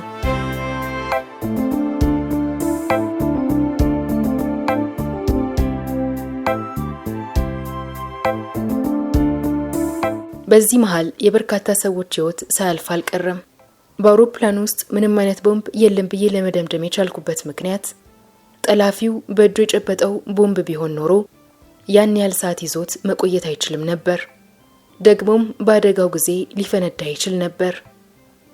በአፉ ወይንም በእጁ ላይ ሲጋራ ሳይኖረው የሲጋራ መለኮሻ ስለጠየቀ ነው። እሱ ምናልባት የፈለገው በአውሮፕላን ውስጥ የእሳት ቃጠሎ ለማስነሳት ነበር። በህይወት የተረፍነው በባህር ዳርቻዋ ሆቴል ላጋላዋ መዝናኛ ሆቴል ውስጥ ተሰብስበን ስለነበር ከዮናስ ጋር ሆኜ የአውሮፕላኑን ሰራተኞች ማፈላለግ ጀመርኩ። ከዚያም የበረራ አስተናጋጅ የነበረችው የሺሜቤት ገብረ መስቀልን ተመለከትኩ። የተቀሩት የት ናቸው ብዬ ጠየቅኳት። ህይወት ታደሰ እንዳለችና ስለተቀሩት ግን ምንም እንደማታውቅ ነገረችኝ። የጄት ዋና አብራሪ ከሆንኩበት ከመጀመሪያው ቀን አንስቶ ከኔ ጋር የሚበሩ ሰራተኞች እነማን እንደሆኑ አስቀድሜ ያልጠየቅኩበት የመጀመሪያው ክስተት ነበር። ዮናስ ከሁሉም ሰው ጋር ይግባባ ስለነበር የበረራ ሰራተኞችን ለመተዋወቅ ይሄዳል። የበረራ መስተንግዶ ዋና ኃላፊ የነበረችው የስላ ባልደረባዬ የካፒቴን ተስፋ አሸናፊ፣ የትዳር አጋር የሆነችው ወይዘሮ ፀሐይ ዘውዴ ተሳፋሪዎችን የማሳፈር ሂደት መጠናቀቁን፣ የተሳፋሪዎች ብዛት እንዲሁም የመግቢያ በሮችን እንድትዘጋ ልትጠይቀኝ ወደ አብራሪ ክፍሉ መታ እንደነበር ትዝ ይለኛል። ሌላኛዋ የበረራ ሰራተኛችን እንዲሁም አንደኛ ማዕረግ ተሳፋሪዎችን ታስተናግድ የነበረችው የቢስራ ክፍል የበረራ አስተናጋጅ ጽጌረዳ እስጢፋኖስ ስትሆን እሷንም እኔና ዮናስ በደንብ እንግባባት ነበር። ከዚያም ወደ ዋናው ሆስፒታል በአምቡላንስ የተጓዝን ሲሆን በዓለም ካርታ ላይ ለማግኘት አዳጋች በሆነ ስፍራ ላይ ብቸኛውን የኢትዮጵያ ሕክምና ዶክተር አገኛለሁ ብዬ ስላልጠበቅኩ ይህንን ኢትዮጵያዊ የሕክምና ዶክተር ሳገኝ ተገርሜ እንዲሁም ተደስቼ ነበር። እሱ ዶክተር ጌታሁን ይትባረክ ሲሆን የሕክምና ባለሙያ ሆኖ ከፈረንሳይ የመጣ ፈረንሳይኛ ተናጋሪ ነበር። ከዚያም በኢትዮጵያ ውስጥ በነበረበት ጊዜ የጀርባ አጥንት ችግር የነበረባቸውን በርካታ ሰዎች አክሞ ያዳነ ታዋቂ የአጥንት ስፔሻሊስት እንደሆነ ተረዳው። እሱን ሳገኝ ሀገር ቤት እንዳለው ያልተሰማኝ።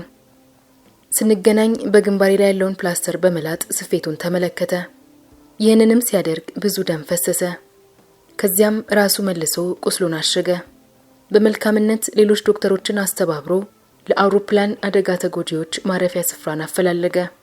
በዋናው ሆስፒታል ውስጥ ከአደጋ የተረፍነው ሰዎች ተገኝቶ መታከሚያ አልጋ ተሰጠን።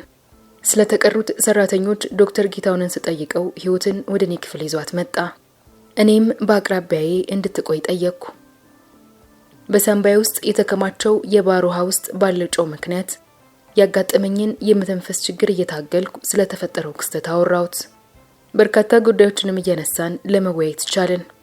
ከዚያም የሽመቤት ወደኛ ክፍል መጣች። ከቆይታ በኋላ ለደረቴ የራጅና ለጭንቅላቴ የሲቲ ስካን ምርመራ ለማድረግ ወደ ጽኑ ህሙማን እንክብካቤ ክፍል ተወሰድኩ።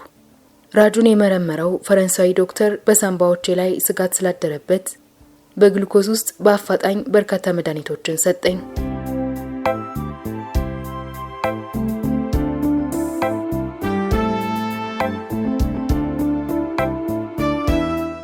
ቅዳሜ ሌሊቱን ማለትም ለእሁድ አጥቢያ የደህንነት ቢሮ ባልደረባ፣ የኢትዮጵያ ሲቪል አቪዬሽን ባለስልጣን፣ የኢትዮጵያ የአየር መንገድ አስተዳደር የበረራ ኦፕሬሽንና የጥገና ስራ አስፈጻሚ ኃላፊ፣ የበረራ ኦፕሬሽንና የስልጠና ክፍል ዳይሬክተር ካፒቴን ብርሃኑ አበራ፣ የኢትዮጵያ አብራሪዎች ማህበር ተወካይ ካፒቴን የግዜሩ በለጠ መጡ።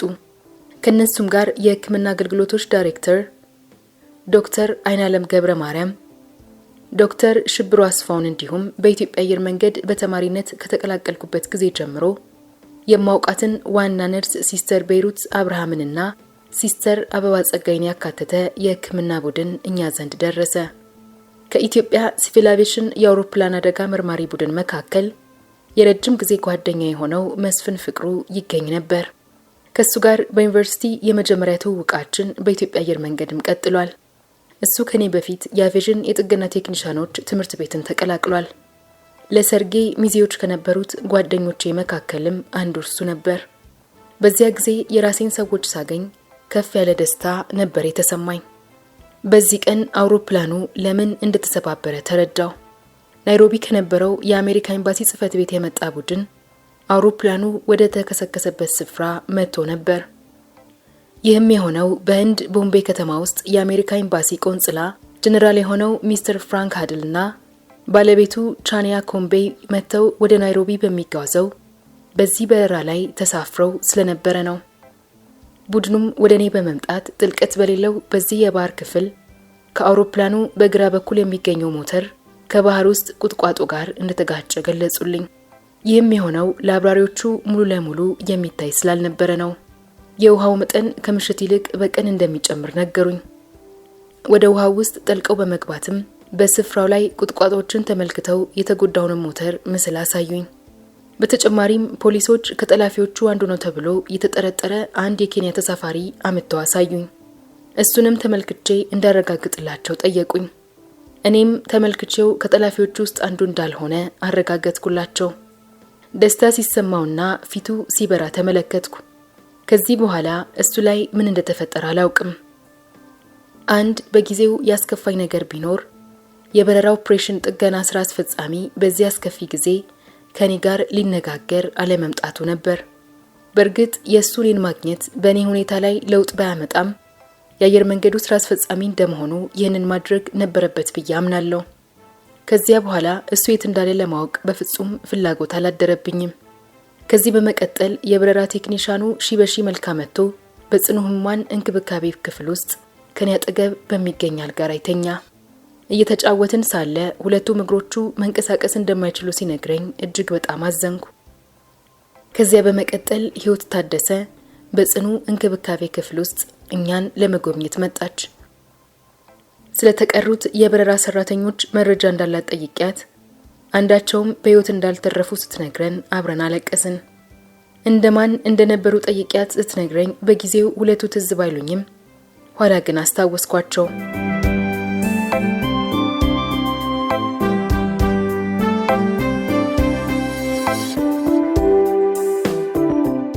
የናይሮቢ ቆይታዬ የተሻለ የህክምና አገልግሎት ለማግኘት እሁድ ምሽት ላይ የኢትዮጵያ አየር መንገድ እኛን ወደ ናይሮቢ ኬንያ ለመውሰድ ተሰናዳ። ከቀኑ 8 ሰዓት አካባቢ በአምቡላንስ ወደ አየር ማረፊያው ተወስደን ወደ ናይሮቢ ተጓዝን። ከዚያም ከተማው ውስጥ የተሻለ ወደ ነበረው ወደ ናይሮቢ ሆስፒታል በመኪና ተወሰድን። በዚያ ህክምና የተሰጠን ሲሆን ለደረቴ ራጅ፣ ለጭንቅላቴ ደግሞ የሲቲ ስካን ምርመራ ተደረገልኝ። ከዚያም በቅዱስ ጊዮርጊስ ዋርድ 4 ታካሚዎች ባረፉበት ክፍል ውስጥ ተጨማሪ አልጋ ተዘጋጅቶልኝ እዚያ ቆየው። አልጋዎቹ በመጋረጃ የተከፋፈሉ ነበሩ። እኔም የተኛሁት በተጨናነቀ ሁኔታ ውስጥ በሁለት ሰዎች መካከል ላይ ነበር። አንደኛው ታካሚ ደግሞ በጣም ያንኮራፋ ነበር። ሌላኛው ደግሞ በተደጋጋሚ ነርሶችን የሚጣራ ሰው ነበር። በዚህ ምክንያት መተኛት ስላቃተኝ ሌላ ክፍል እንዲሰጡኝ፣ ሌላ ተጨማሪ ክፍል ካላገኙ ደግሞ መተላለፊያው ላይ እንዲያደርጉኝ ጠየቅኩ። ጥያቄ ለዋናው ነርስ ሪፖርት ሲደረግላት ዋና አብራሪ እንደሆንኩ ገልጻላቸው ሌላ ክፍል እንደተያዘልኝ ነገረቻቸው። በመጨረሻም ወደ ሌላ ክፍል ተዘዋወርኩ። እዚህ ክፍል ውስጥ ብቻዬን ስለነበርኩ ምቾት ተሰማኝ። ከነርሶቹ ጋር በጥሩ ወዳጅነት የቆየው ሲሆን ህክምናዬንም በሚገባ መልኩ መከታተል ጀመርኩ። የኢትዮጵያ አየር መንገድ ሐኪም በሆኑት በዶክተር ራዲያና በሆስፒታሉ ዋና ዶክተር መልካም የሆነ እንክብካቤ ተደረገልኝ። ሰኞ ጠዋት ላይ በሁለት ግለሰቦች የተጎበኘው ሲሆን አንዱን በጓደኛዬ በግርማ ቢፍቱ የመኪና ጋራዥ ውስጥ አይቼው አውቃለሁ። ይህ ጋራዥ በአዲስ አበባ ውስጥ ካሉ ምርጥ ጋራዦች ውስጥ አንዱ ሲሆን በአገልግሎት ጥራትም በተገልጋዮች አያያዝም በንጽህናውም ይታወቅ ነበር። ይህ ግለሰብ ምን እንደምፈልግ ጠየቀኝ። እኔም አውሮፕላኑ ከተከሰከሰበት ስፍራ ወደ ባህር ዳርቻው በመጓዝበት ወቅት የእጅ ሰዓቴን በነፍስ አድን ሂደቱ ላይ ለአንደኛው ባልደረባ ጠይቆኝ ስለሰጠሁት ርካሽ የሆነ ሰዓት ገዝቶ እንዲያመጣልኝ ጠየቅኩት። ከነርሱ ውስጥ አንዱ አቶ ሰመረ ወዲያው ሰዓቱን አውልቆ ሰጠኝ። ስለ ደግነቱ የተሰማኝን ከልብ የመነጨ ምስጋናዬን ገለጽኩለት። ይህ የተለመደ የኢትዮጵያዊነት ደግነት ተግባር ነው። ከዚያም የኢትዮጵያ ኤምባሲ ሰራተኞች አምባሳደር ተሾመ ቶጋን ጨምሮ መጥተው ጠየቁኝ። ምን እንደሚያስፈልገኝ ሲጠይቁኝ የጥርስ ቡርሽ፣ የጥርስ ሳሙናና ለአንድ ጊዜ የሚያገለግል የጺም መላጫ ጠየቅኳቸው። ከዚያም በኋላ አቶ ሚካኤል ኃይሉ ከባለቤቱ ጋር መጥቶ ተመሳሳይ ጥያቄ ጠየቀኝ። ሚካኤልና እኔ በአዲስ አበባ ቦሌ መንገድ በሚገኘው በፍላሚንጎ አፓርታማ ውስጥ ተጎራብተን እንኖር ነበር። ለሱም ተመሳሳይ ምላሽ ሰጥቼው ቁምጣ እንዲያመጣልኝ ነገርኩት። ከዚህ በኋላ ከኢትዮጵያ አየር መንገድ የናይሮቢ ጽህፈት ቤት ወይዘሮ መሰረት መጣ ከላይ የተጠቀሱትን ሁሉ እንድታመጣልኝ እርሷንም ጠየቅኳት። ከዚያም በመጀመሪያ የመጣው የኤምባሲው ሰራተኛ ነበር። እሱንም ተከትሎ አቶ ሚካኤል ኃይሉ የምፈልገውን ሁሉ ነገር በብዛት አመጣልኝ። ለሱ በጎ ምላሽ የላቀ ምስጋናዬን አቀረብኩ። ሰኞ ምሽት ላይ የባለቤቴ ያክስት ልጅ ቤተልሔም ጽጌ ከምትሰራበት የተባበሩት መንግስታት ዓለም አቀፍ ፍርድ ቤት ከሚገኝ ከአሩሻ ታንዛኒያ እኔን ለመጠየቅ መጣች። ረቡዕ ዕለት ባለቤቴ መስኪ ከረጅም ጊዜ ጓደኛዬና ሚዜ ከነበረው ካፒቴን ብርሃኑ ወልደ ስላሴ ጋር አብራ ናይሮቢ ገባች። እነሱን ሳያቸው በጣም ነበር ደስ ያለኝ። ካፒቴን ብርሃኑ በዚያው ቀን ወደ ዳካር ሴኔጋል ስለሚበር ወደ አዲስ አበባ መመለስ ነበረበት። ይህንን ሲነግረኝ ለምን ራስን እንደዚህ ታጨናንቃለህ አልኩት። አንተ በጥሩ ሁኔታ ላይ ሆነ ካየውና ባለቤትህ ካንተ ጋር ከሆነች በተረጋጋ መንፈስ ስራዬን መስራት እችላለሁ አለኝ። ይህ የጓደኝነት ዋጋ ነው ማለት ይቻላል።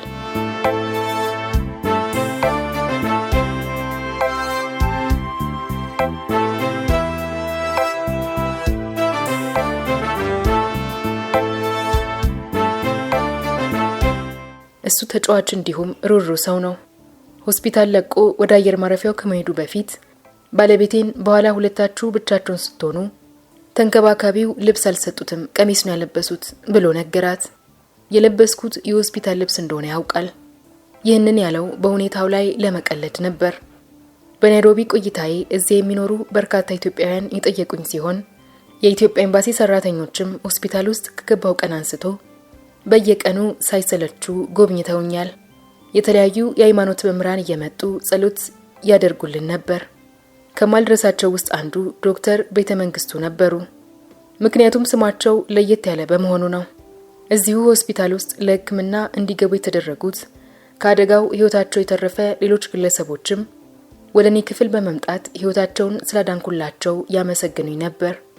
ለሁሉም እኔ ምክንያቱን ጉጂ የእነርሱ መዳን የእግዚአብሔር ፍቃድ እንደሆነ እነግራቸው ነበር። የበረራ አስተናጋጇ ህይወትና የሽመቤት ወዳረፍኩበት ክፍል እየመጡ አዘውትረው ይጠይቁኛል። እነሱም ሆስፒታሉን ለቀው ሊወጡ ሲሉ እኔ ወዳለሁበት ክፍል መጥተው ተሰናብተውኝ ወደ ኢትዮጵያ ተመለሱ።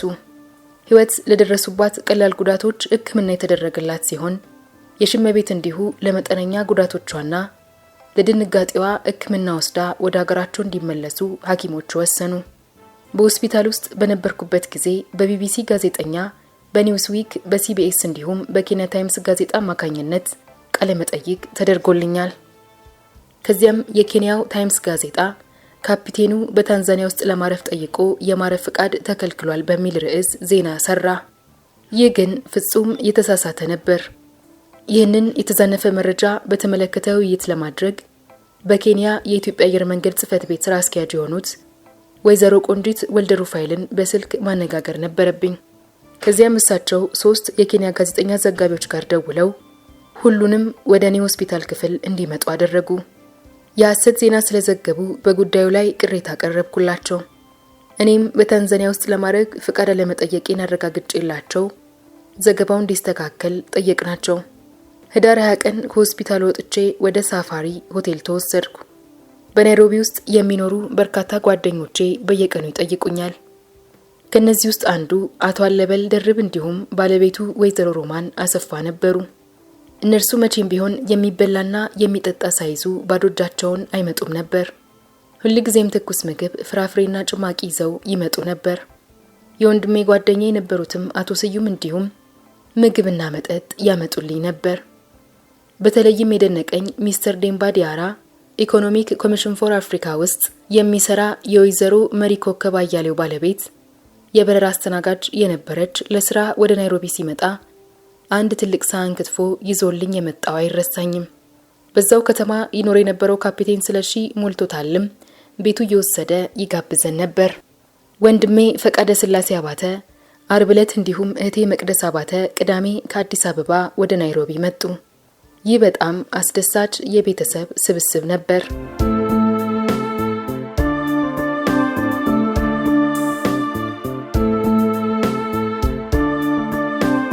አዲስ አበባ ከኮሞሮስ አደጋ በኋላ። ከኮሞሮስ አደጋ በኋላ እኔና ባለቤቴ መስኪ ከናይሮቢ ህዳር 26 ቀን ወደ አዲስ አበባ ተመለስን። አዲስ አበባ ከአውሮፕላን ስንወርድ የኢትዮጵያ አየር መንገድ ዋና ስራ አስፈጻሚ የነበሩት ዶክተር አህመድ ኬሎ እንዲሁም የማርኬቲንግ ክፍል ኃላፊ የነበሩት አቶ ገብረ ህይወት፣ አብራሪ ባልደረቦቼ እንዲሁም የበረራ ሰራተኞችና ሌሎች የአየር መንገዱ ሰራተኞች ያላሰብኩት አይነት አስደሳች አቀባበል አደረጉልኝ። በሚገርም ሁኔታ አበባ ይዘው የተቀበሉኝ ልጆቼ ማያና አልፋ ልዑል ሲሆኑ ተከታትለው ስለተወለዱ እድሜያቸው 9ና 7 ዓመታቸው ነበር። እነሱን በስስት እንዳቀፍኳቸው አይኖቼ እንባ አዘሉ። ከአደጋው ቀን ጀምሮ በህይወት ባልቆይ ኖሮ እነዚህ ልጆች ያላባት ይቀሩ እንደነበር ለመጀመሪያ ጊዜ አሰብኩ። ተጨማሪ እድሜ ስለሰጠኝና ከቤተሰብ ጋር ተመልሼ እንድቀላቀል ስለፈቀደልኝ እግዚአብሔርን አመሰገንኩት። ለረጅም ጊዜ ያህል አንዳንዶቻችን እንዴት በህይወት እንደቆየንና የተቀሩት ደግሞ እንዴት ህይወታቸው እንዳለፈ ስጠይቅ ቆይቼ በመጨረሻ መልሱን ከአንድ የኦርቶዶክስ ቤተክርስቲያን መምህር ለመረዳት ችያለሁ። ከአውሮፕላን ማረፊያው በኢትዮጵያ አየር መንገድ መኪና ወደ ቤታችን ተጓዝን። ይህም የሆነው መኪናዬ ሞተሯ አልነሳ ብሎኝ ቤት ትቼው ስለወጣው ነበር። ይህንን መሰል አቀባበል ስላዘጋጁልን አስተዳደሩን በጣም አመስግኛለሁ። ይህንን ፍጹም አልጠበቅኩም ነበር። በተለይ የበረራ ኦፕሬሽን ጥገና ኃላፊ የነበረው ግለሰብ በኮሞሮስ ሆስፒታል ውስጥ ከኔ ጋር ሳይነጋገር ስለቀረ ይህንን አቀባበል አልጠበቅኩም ነበር። ወደ ቤት ስንመጣ በቤተሰብ አባላት በጓደኞቼና ለእኛ በጎ በሚመኙ ሁሉ የእንኳን ደህና መጣችሁ አቀባበል ተደረገልን። በዚያው ቀን 8 ሰዓት ላይ ከመኖሪያ ቤቴ ወደ አዲስ አበባ ፖሊስ ዋና ጽሕፈት ቤት ተወስጄ ስለ ጠለፋውና ስለ አደጋው እንዳስረዳ ተጠየቅኩ። ከዚያም በሚቀጥለው ቀን ወደ ደህንነት ሚኒስቴር ጽሕፈት ቤት ተወስጄ አቶ ክንፈ ገብረመድህን ጋር ቀርቤ እንዲሁም በሶስተኛው ቀን ወደ ቦርድ ሊቀመንበሩ ጽሕፈት ቤት ወደ አቶ ስዬ አብርሃ ቢሮ ተወስጄ የአውሮፕላን ጠለፋውን ሁኔታ እንዳብራራ ተጠየቅኩ። የሆነውን ሁሉ በሶስቱም ቦታዎች በዝርዝር አስረድቼ ወደ ቤቴ ተመለስኩ። ከጠለፋው በፊት በነበረው ምሽት ላይ እህቶቼንና እናቴን ለመጠየቅ ሄጄ ነበር። ለረጅም ሰዓታት ስናወራ ቆይተን ከዚያም ልጆቼን ለማግኘት ወደ ቤት አቀናው። ከዚያም አብረን ጥሩ ጊዜ ያሳለፍን ሲሆን በቀጣይ ቀን ጠዋት ላይ በረራ ስለነበረኝ እንዴት ቀናቸውን እንደሚያሳልፉ መርሃ ግብር አስቀምጠን ተኛን። በአደጋው ማግስት በጥሩ የጤና ሁኔታ ላይ የምትገኘዋ የ89 ዓመቷ እናቴ በጊዜው ስጋትና ጭንቀት እንደተሰማት ለእህቶቼ ትነግራቸው ነበር። ልዑልን ከ2 ቀን በፊት ነው ያየሁት፣ እንዲሁም ታላቅ ወንድሙን ከዚያ ቀን በፊት በነበረው ቀን ነው ያወራሁት ትላቸው ነበር።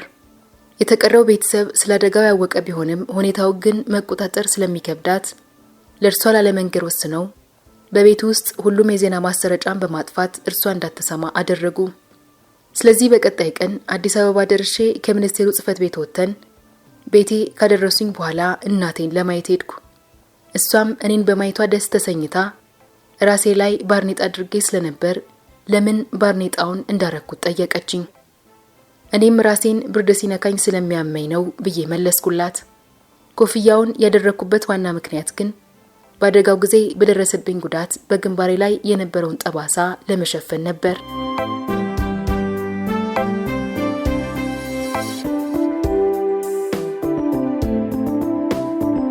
ከእርሷ ጋር ለ2 ሰዓታት ያህል ከቆየው በኋላ በዛን ቀን ጠዋት ከውጭ ሀገር እንደመጣው በመግለጽ ቤት ገብቼ ማረፍ እንዳለብኝ ነግሬያት ተለየዋት።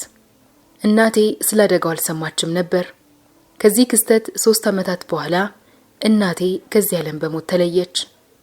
ከአደጋው በኋላ ለኔ አስከፊ የነበረው ቀን በደህንነት ጽሕፈት ቤት ተገኝቼ የጠላፊዎቹን አስክሬን መለየት ነበር። ምንም አማራጭ ስላልነበረኝ የተጠየቅኩትን አደረግኩ። ነገር ግን በዛን ቀንና በቀጣይ ቀናት እንቅልፍ ባይኔ አልዞረም።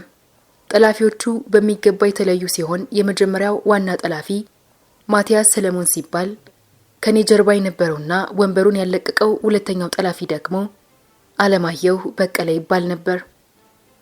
በአብራሪው በር በኩል ቆሞ የአውሮፕላኑን ዋና ክፍል ሲቆጣጠር የነበረው ሶስተኛው ጠላፊ ደግሞ ሱልጣን ኑር ይባላል። ከዚያ በኋላ እነዚሁ ጠላፊዎች በጠለፋው ጊዜ እንደነገሩኝ 11 ሳይሆኑ 3 ብቻ እንደነበሩ ለመረዳት ቻልኩ። ከ1984 እስከ 1989 ይህ ጠለፋ በኢትዮጵያ አየር መንገድ የሀገር ውስጥና የውጭ በረራዎች ላይ 17ኛ የጠለፋ ሙከራ ነበር። ከተወሰኑ አውሮፕላን አብራሪ ባልደረቦቼ ጋር ይህንን በተመለከተ ስንወያይ የተገነዘብኩት ጉዳይ አለኝ። እነዚሁ ሁለቱ የመጀመሪያና ሁለተኛው ጠላፊ ግለሰቦች ከዚህ በፊት ከድሬዳዋ ወደ አዲስ አበባ በመብረር ላይ ነበረ ቢ737 አውሮፕላን ጠልፈው ወደ ጅቡቲ የተጓዙት ድርጊት ተገለጸልኝ። ይኸውም ልክ በኔ ላይ እንደተፈጸመው አይነት በተመሳሳይ መልኩ የእሳት አደጋ ማጥፊያና መጥረቢያ ከአብራሪው ክፍል ውስጥ በማውጣት አብራሪዎቹ መዳረሻቸውን እንዲቀይሩ እንዳስገደዱ ተረዳው። ከዚያም ለ2 ዓመታት ያህል በጅቡቲ ቆይተው ወደ አውስትራሊያ ለመብረር እንዲረዳቸው በሚል ሌላ አንድ ተጨማሪ ሰው አካተዋል። በጅቡቲ ውስጥ ስማቸውን ቀይረው መታወቂያ ካርድና ፓስፖርት አውጥተው ወደ ኢትዮጵያ ተመለሱ። ምን አይነት የትራንስፖርት ዘዴ እንደተጠቀሙ ግን አልታወቀም። ከውይይታችን እንደተረዳነው ከጠለፋው በኋላ በጅቡቲ ውስጥ ታስረው ስለነበር ሕይወት እንደጠበቁት አልሆነላቸውም። እናም ከተለቀቁ ወይንም ከእስር ቤት ካመለጡ በኋላ የፖለቲካ ከለላ እንዲሆናቸው እንዲሁም የተሻለ ኑሮ ወደማያገኙበት አውስትራሊያ መብረር የተሻለ እንደሆነ አመኑ። በእርግጥ እነኚህ ጠላፊዎች ፖለቲካዊ ምክንያት አልነበራቸውም። በኮሎኝ ወይንም ጀርመን ታህሳስ 9 ቀን በስታር ቲቪ በቀጥታ የስቱዲዮ ዝግጅት ላይ እንድቀርብ ግብዣ ስለቀረበልኝ ካደጋው በኋላ የተሳፋሪዎችን ሕይወት ለማዳን እግዚአብሔርን መማጸንን ጨምሮ በሙያዬ ማድረግ ኖሮብኝ ያላደረኩት ነገር እንደሌለ ስለተሰማኝ እንቅልፍ ለመተኛት አልተቸገርኩም ነበር። በእኔ ስራ ዘርፍ ላይ ባለኝ ተሞክሮ በተለይም ከድሬዳዋው የዲሲ 3 ክስተት ጋር በተያያዘ ለማንኛውም አይነት ሁኔታ ራሴን አዘጋጅቼ ነበር። በታህሳስ 5 ከአዲስ አበባ ተነስቼ ሄድኩ። በታህሳስ 12 በሪደርስ ዳይጀስት መጽሔት ላይ ቃለመጠይቅ ለማድረግ ከአርታዮቹ ውስጥ ከአንዱ ከጆን ዳይንሰን ጋር ለመገናኘት ወደ ለንደን በረርኩ። የበረራውን ጠለፋ በተመለከተ የምርመራ አምድ ጻፈ። ከዚያም ከጓደኛዬ ግርማ ተሊላና ቤተሰቡ ጋር ቆየው። ካደጋው በኋላ ከነርሱ ጋር መልሶ መገናኘታችን አስደሳች ነበር። በአጠቃላይ ይህ ጉዞ አስከፊው ክስተት ካስከተላቸው አለመረጋጋት እንደወጣና ሕይወታቸው ያለፈውን ጠላፊዎች አስክሬን ከለየው በኋላ የደረሰብኝን ጭንቀት ረስቼ እንዳገግም እፎይታ ሰጥቶኛል። ከጀርመን ወደ ኢትዮጵያ ከተመለስኩ በኋላ ከአደጋው የተረፍነውን እኔ ዮናስ የሽመቤትና ሕይወት የአእምሮ ህሙማን በሚታከሙበት ሆስፒታል ውስጥ በስነ ልቦና ባለሙያ እንድንታይ መርሃ ግብር ተያዘልን። የሆስፒታሉ ሜዲካል ዳይሬክተር የነበሩት ፕሮፌሰር መስፍን አራያ ለአእምሮ መረጋጋትና የማማከር አገልግሎት ተመድበውልን በተገቢው መልኩ እንክብካቤ አድርገውልን ነበር። ለ2 ወራት ያህል በሳምንት 2 ጊዜ የምክር አገልግሎት መውሰዳችንን ቀጠልን። በመልካም ሁኔታ ላይ እንደምንገኝ ሲረጋገጥ ደግሞ ለተጨማሪ ክትትል ወደ ኢትዮጵያ አየር መንገድ የሕክምና ክፍል ተመልሰን ተላክን። እኔ በወቅቱ ምንም አይነት የስነ ልቦና ችግር ስላላጋጠመኝ ይህ አገልግሎት በእኔ ላይ ምንም ልዩነት አላመጣም ነበር። የአደጋ ምርመራ ቡድኑ ቀዳሚውን ሪፖርት በማጠናቀቁ እኛም የበረራ ተግባራችንን እንድንቀጥል ተወሰነልን። እኔና ዮናስ የበረራ ስልጠና ዳይሬክተር የነበሩት ካፒቴን ብርሃኑ አበራ፣ የኢትዮጵያ አየር መንገድ የሕክምና ክፍል ውስጥ የሚሰሩት ዶክተር አይናለም ገብረ ማርያም እንዲሁም የስነ ልቦና ባለሙያው ፕሮፌሰር መስፍን አራያ በተገኙበት በሲሙሌተር ምስለ በረራ እንድናከናውን መርሃ ግብር ተያዘልን።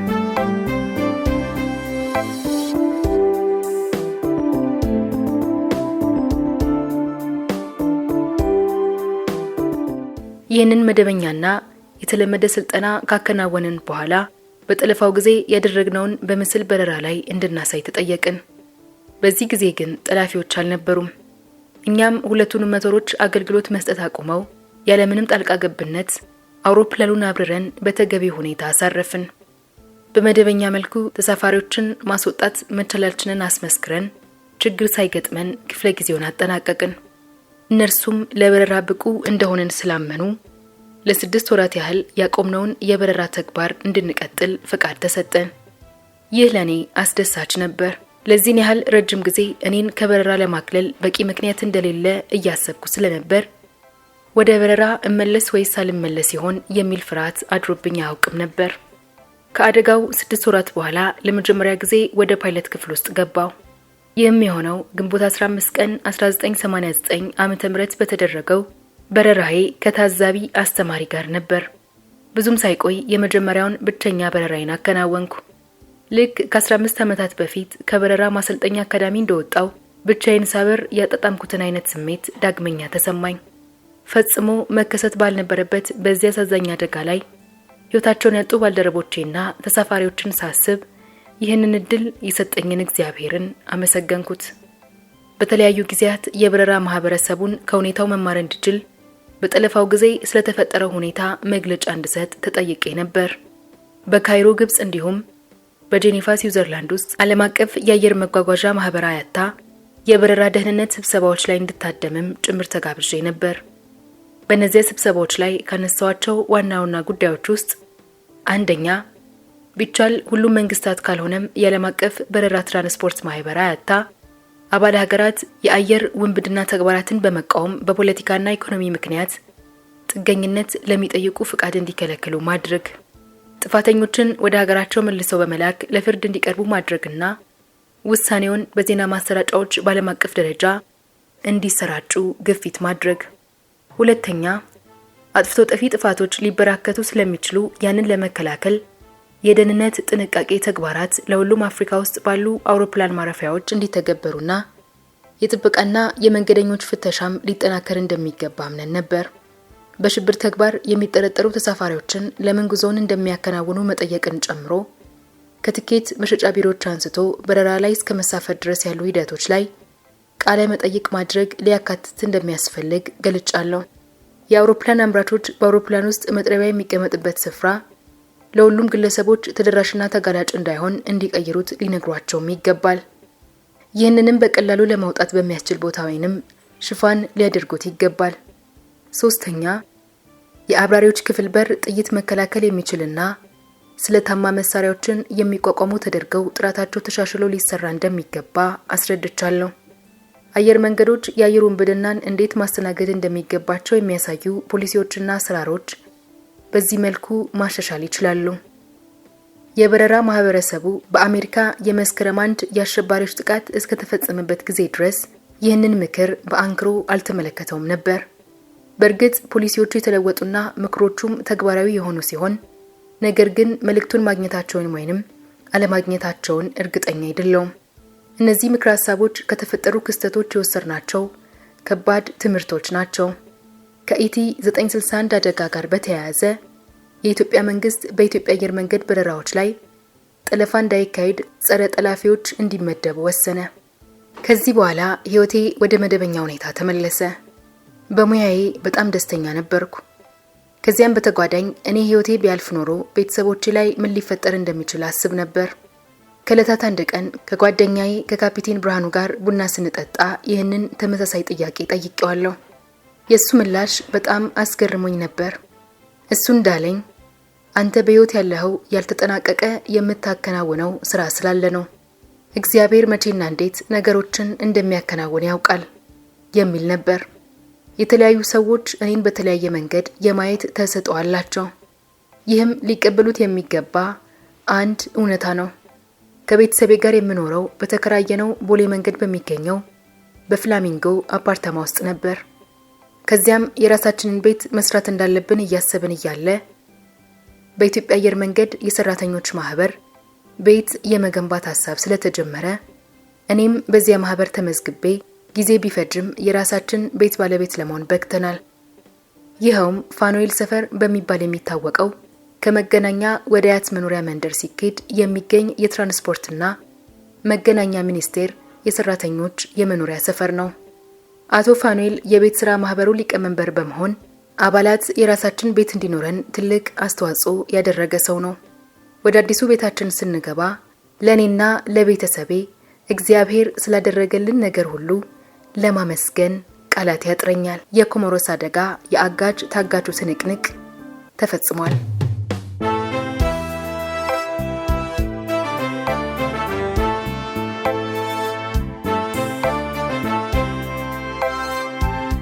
የዛሬ ታሪካችን እንዴት ነበር? ከወደዳችሁት ላይክ አድርጉ። ሐሳባችሁን ኮሜንት ላይ አስቀምጡልን። ሰብስክራይብ ማድረጋችሁንም እንዳትረሱ።